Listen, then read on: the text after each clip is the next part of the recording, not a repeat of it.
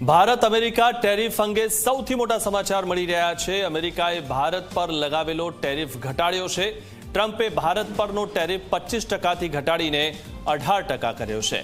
ભારતથી અમેરિકામાં જતા સામાન પર હવે 18% ટેરિફ થયો છે। ભારત હવે રશિયા પાસેથી તેલની નહીં કરે ખરીદી તેવું પણ ટ્રમ્પે કીધું છે। રશિયાને બદલે હવે વેનેઝુએલાથી તેલ ખરીદશે ભારત। ત્યારે ભારત હવે રશિયાના બદલે વેનેઝુએલાથી તેલ ખરીદશે અને જે ટેરિફ છે તેને પણ ઘટાડી દેવામાં આવ્યો છે। તો 25% જે પહેલા ટેરિફ હતો તેને ઘટાડીને 18% કરવામાં આવ્યો છે, એટલે કે 25% એક્સ્ટ્રા સાથે હવે 43% ટેરિફ રહેશે।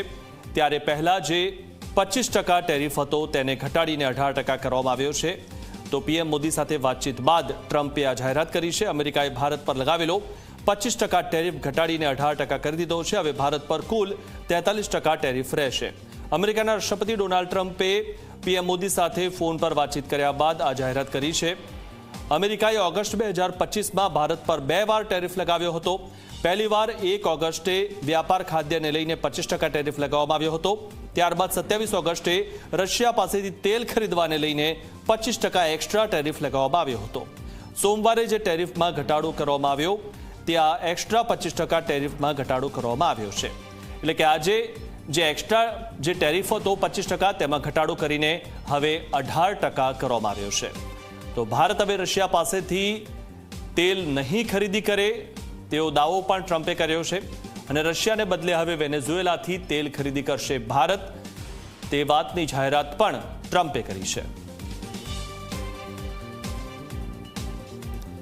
તો અમેરિકાએ ભારત પર લગાવેલો વધારાનો જે ટેરિફ હતો 25% તેને હવે ઘટાડી દીધો છે અને 18% કર્યો છે। ત્યારે સૌથી મહત્વની વાત એ છે કે અમેરિકાએ ઓગસ્ટ 2025માં ભારત પર 2 વાર ટેરિફ લગાવ્યો હતો।